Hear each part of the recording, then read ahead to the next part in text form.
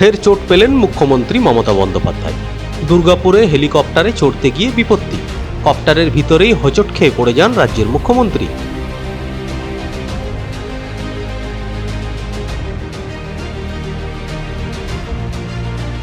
জানা গিয়েছে, সিটে বসতে গিয়ে হোঁচট খান তিনি। ভোটের প্রচারে রাজ্যের বিভিন্ন জেলাতে যেতে হচ্ছে মুখ্যমন্ত্রীকে।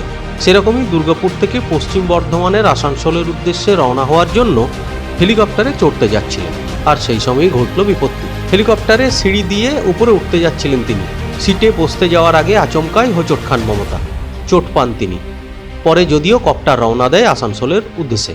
সম্প্রতি আরও একবার চোট পেয়েছিলেন রাজ্যের মুখ্যমন্ত্রী। সেবারও বর্ধমানের একটি সরকারি অনুষ্ঠান থেকে ফিরছিলেন তিনি। তবে সেই সময় আকাশ ছিল ঘন কুয়াশায় ঢাকা, তাই হেলিকপ্টার চালানোয় অসুবিধা হওয়ায় সড়ক পথে গাড়ি করে ফিরছিলেন মুখ্যমন্ত্রী। সেই সময়ই দুর্ঘটনার কবলে পড়েন তিনি, চোট পান মাথায়। জানুয়ারির সেই ঘটনার প্রায় 2.5 মাস পর ফের চোট পেলেন রাজ্যের মুখ্যমন্ত্রী। ব্যুরো রিপোর্ট, দিন দর্পণ।